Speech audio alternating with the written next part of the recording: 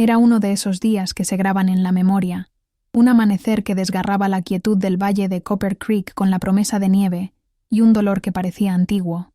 Tomás Herrera, un hombre forjado por la vida solitaria y el peso de pérdidas que ni el tiempo había logrado suavizar, apenas notaba el frío que le penetraba los huesos. 5 años habían pasado desde que Clara, su Clara, y el pequeño al que nunca pudo sostener, fueron arrebatados por una enfermedad traicionera, dejando un vacío que él llenaba con la rutina monótona de la granja. Sus días eran una sucesión de quehaceres, de arar la tierra, cuidar a los animales y evitar a toda costa el fantasma de recuerdos que aún habitaba cada rincón de aquella casa que un día estuvo llena de risas. Se había convertido en una sombra de sí mismo, un ermitaño por elección y por dolor. Pero aquel día sería diferente. El aire pesado y el olor a humo distante, que él atribuiría más tarde a un incendio en alguna propiedad vecina, no eran presagios de nada. Lo que estaba por venir no era un evento de la naturaleza, sino un giro del destino, disfrazado de fragilidad. El viento aullaba afuera, un lamento constante que solo hacía más aguda la soledad, y la nieve comenzaba a caer, fina e insistente. Tomás, con las manos callosas por el trabajo, preparaba el café sin prisa, sin expectativa alguna de que la puerta de su vida, que él había cerrado con 7 llaves, estaba a punto de ser derribada por una fuerza que no imaginaba. Aquel sería el día en que el juramento olvidado sería cobrado, y la vida que él tercamente intentaba mantener estática sería puesta patas arriba. El crujido en el porche fue la primera señal, un sonido que rompió la melodía monótona del viento y la nieve. Tomás, acostumbrado a la soledad, dudó un instante, la taza de café tibio aún en sus manos. No era un sonido de animal, ni el crujido de una madera vieja. Era algo diferente, un toque incierto, casi tímido, pero insistente. Se acercó a la ventana, con el corazón latiendo un poco más fuerte de lo habitual, una premonición sutil de que la rutina estaba a punto de romperse. Afuera, el paisaje se desplegaba en tonos de blanco y gris, y la luz tenue del amanecer luchaba por despejar el valle. Cuando abrió la puerta, el frío le cortó el rostro, pero lo que vio le afectó más que la temperatura. 3 figuras diminutas, encogidas en el porche, abrazadas unas a otras, temblando incontrolablemente. Eran 3 niñas, envueltas en ropas raídas y mojadas, con los rostros pálidos y los labios amoratados. La mayor, que parecía tener unos 10 o 12 años, sostenía un bulto contra su pecho, y sus ojos grandes y oscuros, a pesar del miedo, llevaban una determinación que sorprendió a Tomás. La visión fue un puñetazo en el estómago, un cruel recordatorio de la vulnerabilidad de la vida, y algo en su pecho, endurecido desde hacía mucho tiempo, pareció moverse.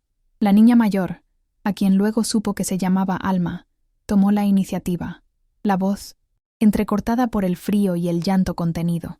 «Señor, somos las hijas de Magdalena. Ella nos envió aquí. Dijo que usted nos ayudaría». La mención a Magdalena hizo algo hacer clic en la mente de Tomás. Magdalena, un nombre que no escuchaba hacía años.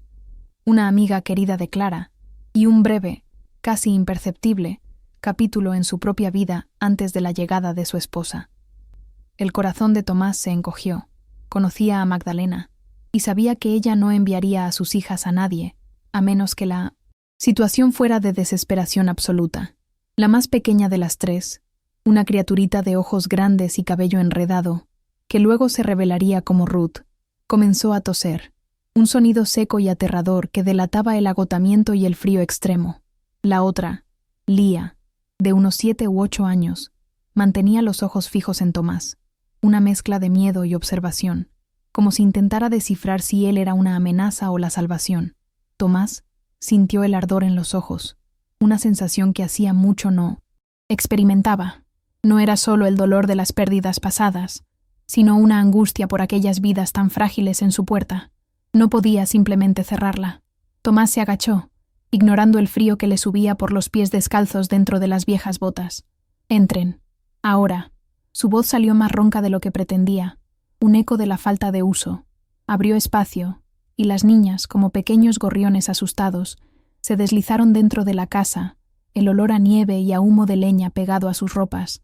Alma aún sostenía el bulto, y Tomás se dio cuenta ahora de que no era solo un trozo de tela, era un bebé, envuelto en mantas finas, el rostro casi morado. Un escalofrío le recorrió la espalda. La imagen de Clara, con el recién nacido en brazos, asaltó su mente con una fuerza abrumadora. Las guió hasta la chimenea, que aún mantenía algunas brasas obstinadas.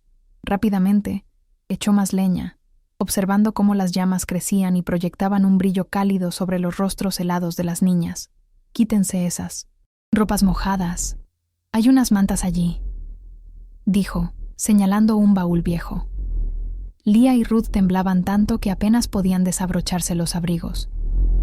Alma, por su parte, con una resiliencia impresionante para su edad, cuidaba al bebé, intentando calentarlo con el calor de su propio cuerpo, mientras observaba cada movimiento de Tomás, los ojos atentos y desconfiados. Aquel silencio en la casa de Tomás era pesado, pero ahora estaba lleno de una nueva y urgente vida. Tomás se apresuró a la cocina, el silencio siendo roto, solo por los gemidos de la criatura y el crujido de la ropa al ser cambiada. No sabía qué hacer con niños. Nunca lo había sabido. Pero sabía qué hacer con quien tenía frío y hambre. Tomó una tetera y la llenó de agua, poniéndola sobre la estufa de leña para calentar. Luego, cogió un poco de harina y huevos, pensando en hacer una sopa sencilla, algo que pudiera calentar sus pequeños cuerpos. Sus movimientos eran bruscos, pero había una urgencia en cada gesto, una necesidad primordial de proveer, de proteger, algo que él pensaba haber enterrado junto con los recuerdos de Clara y de su hijo. Mientras esperaba que el agua hirviera, Alma, con una valentía que trascendía su corta edad, se acercó a él. «Mi madre, ella le pidió que nos acogiera. Dijo que usted había hecho una promesa». La voz era débil, pero las palabras eran claras. Una promesa. Aquel juramento hecho a Clara en su lecho de muerte, susurrado entre lágrimas y promesas de un futuro que nunca llegó. «Siempre ofrece refugio a quien lo necesite», había dicho Clara, los ojos ya sin brillo fijos en los de él. Aquel juramento, que él pensaba que se lo había llevado el viento, regresaba ahora, no como un vago recuerdo, sino como una demanda concreta, encarnada en aquellas 3 vidas. Tomás sintió un nudo en la garganta. Intentó decir algo, cualquier cosa que no sonara a excusa, pero las palabras no salían. La imagen de Clara, tendida en la cama, frágil y ya desvaneciéndose, era tan vívida que lo cortaba por dentro.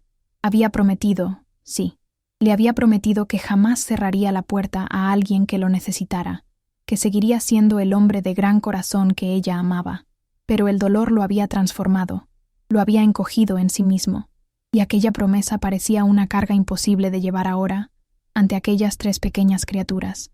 Se dio la vuelta, cogiendo una sartén y comenzando a remover la harina con agua, intentando disimular la turbulencia en su pecho. «Van a comer algo, caliente, y luego veremos qué hacer», dijo él, la voz aún áspera, pero sin la intención de ser cruel. Alma asintió, pero sus ojos aún lo estudiaban, como si ella pudiera leer la vacilación y el dolor detrás de aquella fachada endurecida. Ruth y Lía, sentadas cerca del fuego, comenzaban a recuperar un poco de color, pero el cansancio aún estaba estampado en sus pequeños rostros. Aquel amanecer gélido estaba lejos de terminar, y lo que parecía ser solo un acto de caridad se estaba transformando en algo mucho mayor y más complejo. Mientras las niñas se alimentaban de la sopa simple, comiendo despacio, como si tuvieran miedo de que aquello pudiera terminar en cualquier momento, Tomás observaba. Alma, con la seriedad de una adulta, dividía cada porción de su plato con sus hermanas menores, garantizando que Lía y Ruth también comieran. Era un instinto protector que él reconocía, una chispa de algo familiar. Lía, por su parte, continuaba con aquella mirada observadora, los ojos fijos en Tomás cada vez que él se giraba, casi como si intentara descifrar los secretos detrás de su expresión cerrada. Ruth, la más pequeña, ya se mostraba más a gusto, el rostro ahora más sonrosado por el calor de la sopa y de la chimenea, la inocencia aún intacta por lo que habían pasado. Después de que terminaron de comer, Alma se acercó nuevamente, sosteniendo al bebé que aún dormía profundamente. a pesar de los gemidos esporádicos. Mi madre pidió que le entregara esto, dijo ella, extendiendo un pequeño saco de tela. Dentro había algunas monedas arrugadas, un rosario simple y un trozo de papel doblado, gastado por el tiempo y el uso. Tomás tomó el papel, sintiendo la textura áspera y el peso de aquel mensaje que venía del pasado, de una mujer que él pensaba haber dejado atrás, pero que de alguna forma siempre estuvo ligada a su vida por hilos invisibles. Desdobló el papel con cuidado, sintiendo el peso de las palabras incluso antes de leerlas. La caligrafía de Magdalena era apresurada, un poco temblorosa, pero reconocible. La carta hablaba de la enfermedad, de la persecución de Ezequiel Ward, un nombre que hizo que la sangre de Tomás se helara, un propietario de tierras inescrupuloso conocido por sus tácticas brutales. Ella pedía perdón por recurrir a él, pero decía no tener a dónde ir, y que la promesa hecha a Clara era la única esperanza. Mencionaba los secretos, que un día saldrían a la luz, y la necesidad de protección para las niñas. El corazón de Tomás latía, desbocado. La carta también pedía, con una urgencia palpable, que él cuidara a la pequeña Lía como si fuera su propia hija, y las palabras exactas, «Ella es tu hija, Tomás. Por favor, cuida de ella», hicieron que el mundo de Tomás girara. La respiración le faltó por un instante. Lía, su hija. El silencio en la cocina de repente se volvió ensordecedor, y el calor de la chimenea parecía no calentar la frialdad que le subía por la espalda. La revelación lo golpeó como un rayo, desenterrando recuerdos y sentimientos que él había suprimido durante años. Aquella mirada observadora de la niña, que antes había notado, ahora tenía un sentido brutal, casi doloroso. Miró a Lía, que estaba ahora de pie junto a Alma, los ojos grandes fijos en él, como si esperara una reacción. La niña no se parecía en nada a él, pensó Tomás, intentando desesperadamente encontrar alguna similitud en su mente confusa. Pero ¿y si Magdalena decía la verdad? Un torbellino de emociones lo invadió.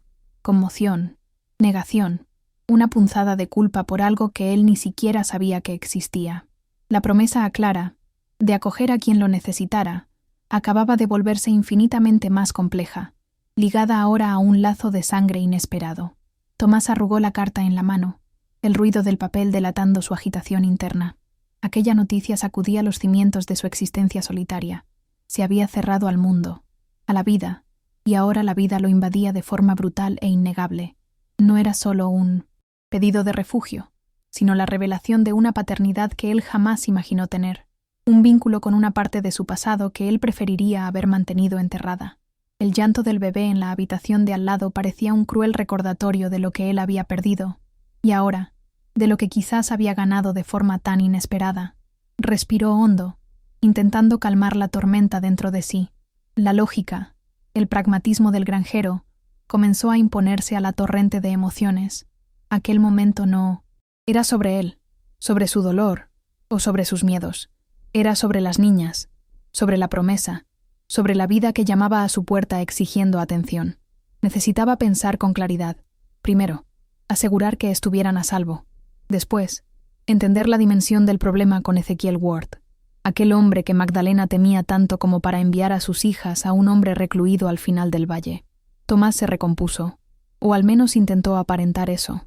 La vida de reclusión lo había hecho perder el tacto con la gente, especialmente con la vulnerabilidad infantil. «Alma, ¿están bien? ¿Qué le pasó a su madre?», preguntó, su voz aún un poco áspera, pero con un tono que ya no era de rechazo, sino de preocupación. Alma, al percibir el cambio en su postura, relajó un poco los hombros, pero sus ojos aún llevaban la sombra del dolor y el cansancio. Aquel día, él lo sabía, sería solo el comienzo de un viaje que jamás imaginó. Alma comenzó a contar, la voz baja, casi un susurro, mientras acariciaba la cabeza de Ruth, que se había apoyado en su hombro y dormitaba. Explicó que Magdalena había enfermado rápidamente, la tos, la fiebre, la debilidad que le impedía levantarse de la cama. Y entonces, los hombres de Ezequiel Ward comenzaron a aparecer en la puerta, exigiendo pagos de deudas que su madre juraba no tener, amenazando con sacarlas de casa. La última semana había sido un tormento, con la madre cada vez más débil y el miedo creciente. Alma, con la inocencia y la claridad de una niña que Había visto demasiado. Describía un escenario de desamparo y crueldad. Magdalena, en sus últimos suspiros, había reunido las pocas fuerzas que le quedaban para dar las últimas instrucciones. Dijo que fueran a la granja de Tomás, insistiendo en que él las protegería, que él había prometido. Entregó la carta a Alma, explicando que allí estaba la verdad y la esperanza. Y entonces, aquella misma madrugada, Magdalena partió, dejando a las 3 niñas solas, con la nieve cayendo afuera y el miedo en el pecho. El relato de Alma era crudo, directo, sin adornos, y con cada palabra, el peso de la responsabilidad sobre Tomás aumentaba. Sentía la vulnerabilidad de aquellas vidas dependiendo de él, un peso que no sentía desde que Clara se fue. Tomás sintió una rabia silenciosa que le subía por la garganta. Ezequiel Ward. El nombre parecía encarnar toda la mezquindad y la crueldad del mundo exterior que él había intentado evitar por tanto tiempo. Saber que Magdalena, una mujer buena y trabajadora, había sido atormentada en sus últimos días por aquel parásito, y que sus hijas, ahora tan frágiles, habían sido expuestas a tal terror, era insoportable. La promesa a Clara ya no era solo una carga, sino una llama, reavivando un sentido de justicia que él pensaba que había muerto. Tomó al bebé, a quien Alma llamaba Rosiña, cerca de la chimenea, sintiendo el calor tenue del pequeño cuerpo. Observó los rasgos de la criatura, la piel pálida, los deditos minúsculos. Un bebé. Su mente voló hacia el hijo que nunca conoció, hacia el destino cruel que se había llevado a Clara y al niño. El dolor aún estaba allí, un nudo apretado en el pecho, pero ahora había una nueva urgencia, un propósito forzado sobre él. No era la casa que había imaginado construir con Clara, pero por alguna razón, sentía que Clara aprobaría lo que estaba a punto de hacer. La mañana avanzaba, y el valle de Copper Creek, incluso bajo la nieve que ahora caía más densa, comenzaba a despertar a la rutina. Tomás sabía que no podría mantener a las niñas escondidas para siempre. La desaparición de ellas ciertamente generaría rumores, y la presencia de Ward en el escenario solo lo complicaba todo. Era necesario actuar, y rápido. Se puso su abrigo más grueso, cogió la escopeta que descansaba en la esquina, y metió la carta de Magdalena en el bolsillo. Necesitaba ayuda, consejo, un rostro amigo. Su primer instinto fue buscar a Silas, el viejo pastor que vivía en una cabaña más adelante en el valle. Silas, con sus cabellos blancos y ojos que ya lo habían visto todo, era uno de los pocos en quien Tomás confiaba, un hombre de pocas palabras, pero de una sabiduría práctica y una bondad genuina. Mientras se preparaba para salir, Lía, que hasta entonces había permanecido en silencio, se acercó y le tocó el pantalón. «¿Vas a volver?», preguntó, la voz menuda, pero cargada de una ansiedad infantil que le partió el corazón a Tomás. Él se agachó, por primera vez sin dudar, y le revolvió el cabello. «Sí, vuelvo enseguida. Quédense a salvo aquí». El camino hasta la cabaña de Silas era empinado y resbaladizo, con la nieve fresca cubriendo los senderos. El viento helado azotaba el rostro de Tomás, pero la urgencia en su corazón lo impulsaba hacia adelante. La imagen de Lía, con aquella mirada fija y la pregunta simple, pero cargada de incertidumbre, martilleaba en su mente. Su hija. Las palabras de Magdalena parecían resonar en cada paso. ¿Cómo pudo haber sido tan ciego? O quizás, ¿cómo pudo haberse negado así mismo la posibilidad, durante tanto tiempo, a causa del dolor? Cuando llegó a la cabaña de Silas, un humo tenue salía de la chimenea. El olor a leña quemada se mezclaba con el aire frío, un aroma reconfortante. Tomás golpeó la puerta de madera, y Silas, con la sorpresa estampada en su rostro arrugado, la abrió. «¿Tomás? ¿Qué te trae por aquí con este tiempo, hijo mío?», preguntó el viejo pastor, los ojos sabios fijos en la expresión tensa de Tomás. No había tiempo para rodeos. Tomás sabía que necesitaba ser directo, y la historia que traía consigo era demasiado pesada para ser contada a medias. Tomás no dudó, sacó la carta arrugada del bolsillo y se la entregó a Silas, quien la tomó con sus manos rugosas y la leyó en silencio. Con cada línea, la expresión del viejo pastor se volvía más grave. Conocía a Magdalena, la reputación de Ward y la crueldad que el hombre era capaz de infligir. Cuando terminó, levantó los ojos hacia Tomás, un brillo de comprensión y tristeza en su mirada. Tomás, hijo mío, esto es grave. Ward es un buitre, y no perdona deudas reales o inventadas. Y la niña, Leah, Silas comenzó, dejando la frase morir en el aire. Lo sé, dijo Tomás, la voz entrecortada. Es mi hija. Magdalena lo escribió. La confesión salió de sus labios con una mezcla de asombro y una extraña aceptación. Silas solo asintió, no con sorpresa, sino con una comprensión silenciosa. Había visto mucho en la vida, y los secretos del valle no eran novedad para él. La promesa... Clara. Por eso las envió aquí, añadió Tomás, casi para sí mismo, sintiendo el peso de aquel juramento más fuerte que nunca. Silas puso la mano en el hombro de Tomás, un gesto de apoyo que hablaba más que 1000 palabras. Vamos a necesitar más que solo coraje, Tomás. Vamos a necesitar a la comunidad. La sugerencia de Silas hizo que Tomás dudara por un momento. Él se había alejado de la comunidad. Había construido muros alrededor de sí mismo. Pedir ayuda era algo que no hacía en años.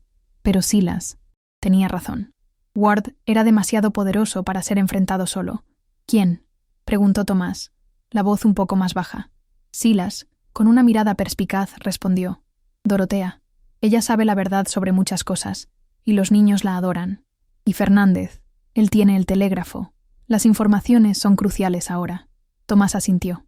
Dorotea era la maestra de la pequeña escuela del Valle, una mujer íntegra y de fuerte carácter, que había intentado acercarse a él algunas veces después de la muerte de Mina de Sespon. Clara, sin éxito. Fernández era el telegrafista, un hombre callado, pero observador, que escuchaba los ecos del mundo exterior y los susurros de Copper Creek. Eran personas de bien, confiables. Aquel día, que comenzó con la invasión de su privacidad, se estaba transformando en un llamado a la acción, a una lucha que él no buscaba, pero que ahora era innegable.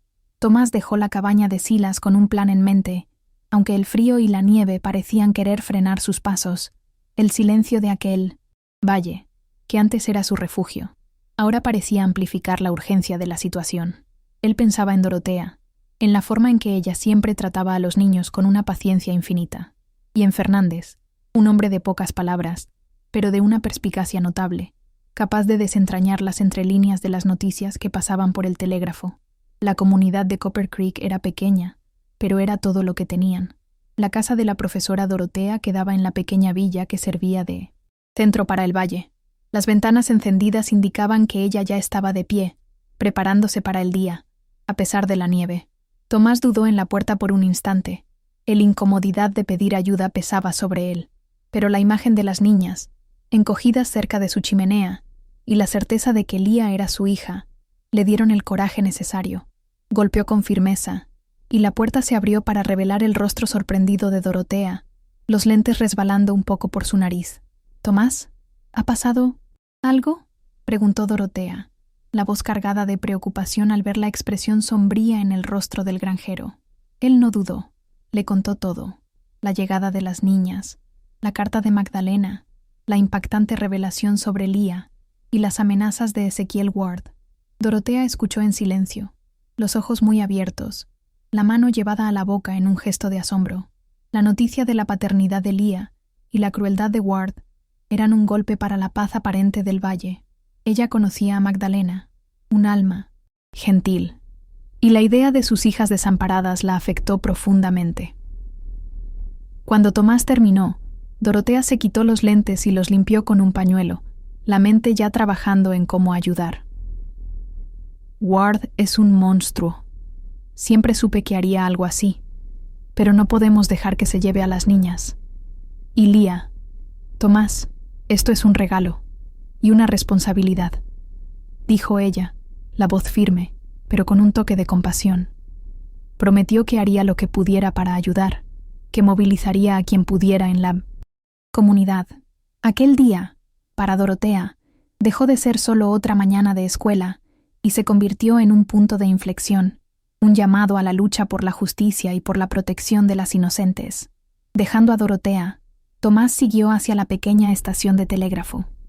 Fernández, un hombre delgado y con gafas, estaba concentrado en algunos papeles. El sonido monótono del telégrafo llenaba el pequeño cuarto. Levantó los ojos cuando Tomás entró, su sorpresa genuina. Tomás rara vez salía de su granja. Sin rodeos, Tomás repitió la historia, la voz más firme ahora, con la certeza de que la verdad, por dura que fuera, necesitaba ser dicha. Fernández escuchó atentamente, su rostro inexpresivo, pero los ojos detrás de las gafas brillaban con una intensidad creciente. Conocía los rumores sobre Ezequiel Ward, las historias de sus tierras adquiridas de forma dudosa, las deudas fabricadas. Cuando Tomás mencionó la carta de Magdalena y la paternidad de Lía, Fernández solo asintió, como si ya esperara otra de las muchas vueltas que la vida en el valle, aunque aislada, se empeñaba en presentar. Prometió verificar los registros de Ward, intentar encontrar cualquier irregularidad que pudiera ayudar a desenmascararlo. Aquel sería un día de muchas revelaciones en Copper Creek. De vuelta en la granja, el silencio que antes era de soledad ahora parecía de expectativa. Las niñas estaban más tranquilas, y Ruth, incluso, ya jugaba con algunos de los viejos juguetes de madera que Tomás encontró en un baúl.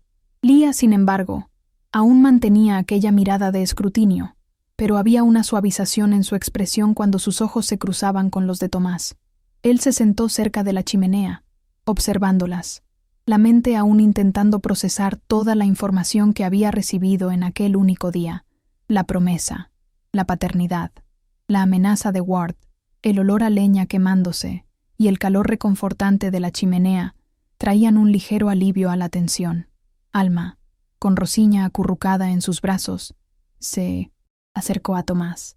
«¿Qué va a pasar con nosotras, señor?», preguntó ella, la voz baja, pero el miedo aún presente. Tomás la miró a los ojos, tan llenos de incertidumbre, y algo dentro de él se afirmó. Aquel día le había arrancado la costra de su dolor, exponiendo un reservorio de coraje que no sabía que aún poseía. No tenía todas las respuestas, pero tenía una certeza: no las dejaría desamparadas. «Van a quedarse aquí. Esta es su casa ahora», dijo Tomás, la voz un poco ronca, pero con una firmeza que lo sorprendió a sí mismo. Lía, que estaba cerca, inclinó la cabeza, una ligera expresión de sorpresa en su rostro. Alma, por su parte, sintió el peso de aquel compromiso, la verdad de aquellas palabras que parecían sellar un nuevo destino. Las niñas, que habían llegado como fantasmas de un pasado doloroso, ahora se convertían en el epicentro de un futuro incierto, pero lleno de una nueva responsabilidad para Tomás. Ya no podía huir. La tarde transcurrió en una extraña mezcla de novedad y aprensión. Tomás, torpe, intentaba atender las necesidades más básicas de las niñas, preparando más comida, encontrando ropa que pudiera servir, improvisando camas en la pequeña sala.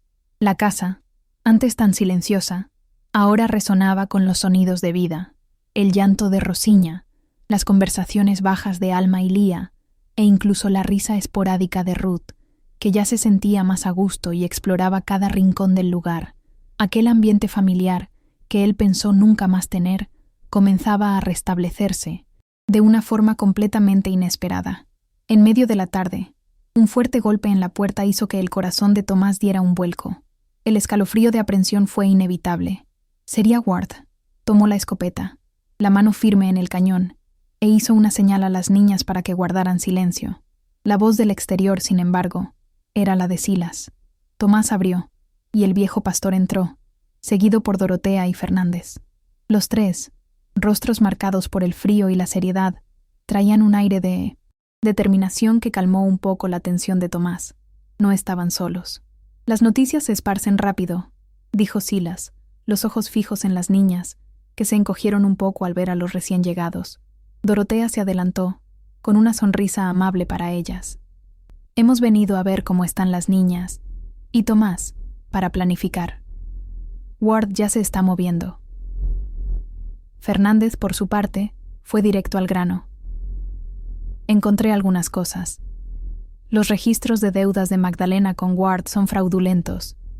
Hay inconsistencias y algunas firmas parecen falsificadas». La noticia trajo un rayo de esperanza. Había una brecha.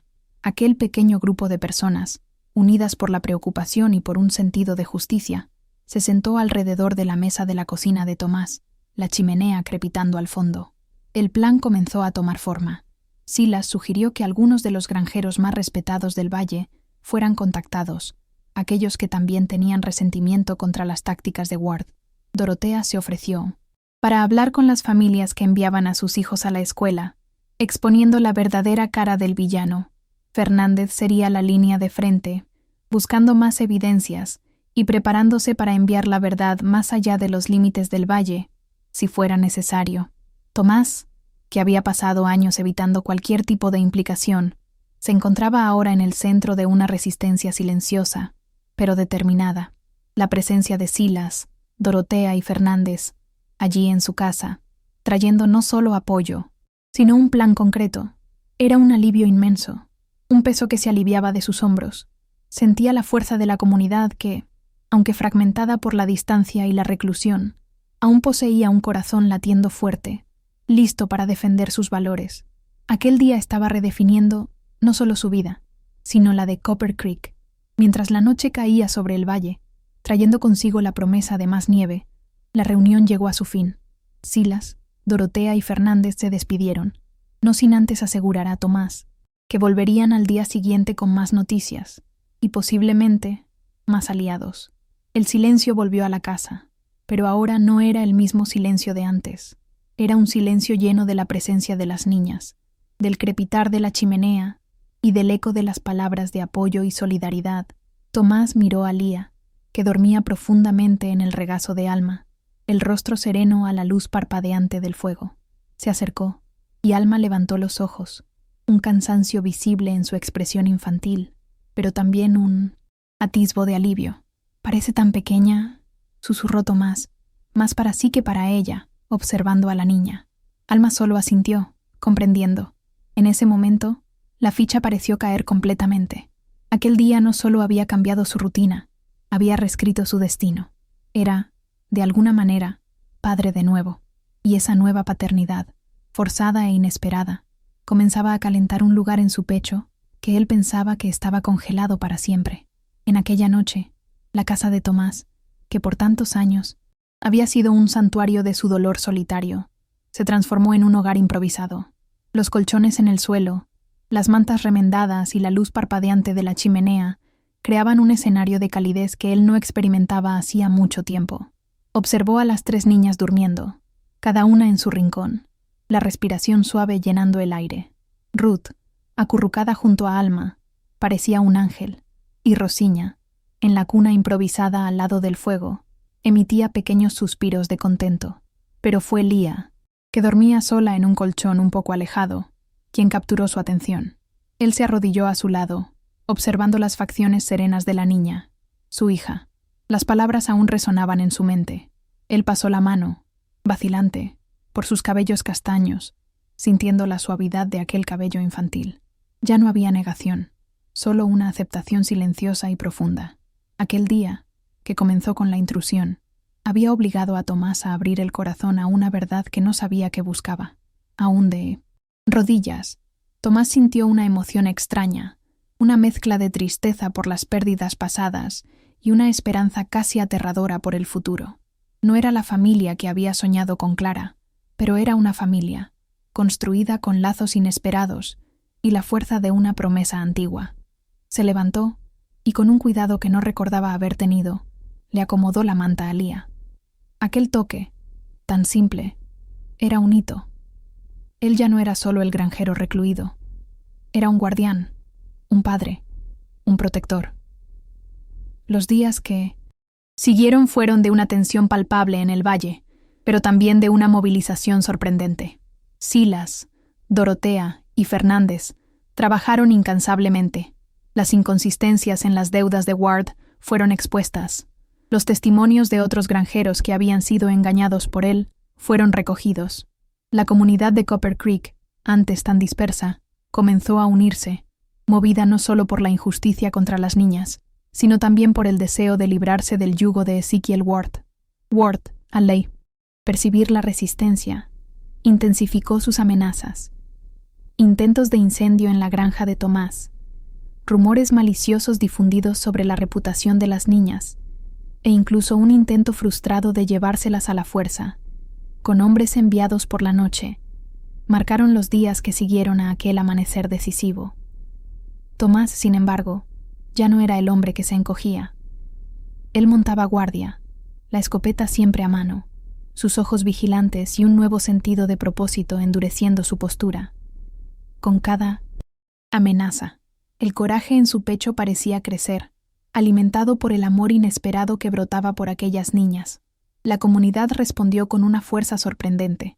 Los vecinos comenzaron a turnarse, haciendo rondas por la granja de Tomás, dejando provisiones y ofreciendo apoyo. Las mujeres del valle traían comida y ropa para las niñas, y los niños de la escuela de Dorotea llevaban dibujos para Ruth e historias para Alma. La presencia de Lía en la granja de Tomás, ahora conocida como su hija, solidificaba aún más la unión, transformando la lucha contra Ward en una batalla personal de cada uno en el valle. La presión sobre Ward aumentó cada día. Fernández, con la ayuda de algunos contactos en ciudades vecinas, logró reunir pruebas irrefutables de los fraudes del latifundista, enviándolas a las autoridades regionales. Las acusaciones de Ward contra Magdalena y, por extensión, contra Tomás y las niñas, se desmoronaban ante la verdad que la comunidad, unida, desenterraba. La verdad, simple y obstinada, comenzaba a imponerse sobre la avaricia y la malicia. El día de la resolución no fue un enfrentamiento dramático con disparos y violencia, como muchos temían. Fue, en cambio, la materialización de la justicia, lenta e implacable. Las autoridades llegaron al valle, investigaron las pruebas presentadas por Fernández y Silas, escucharon los testimonios recogidos por Dorotea.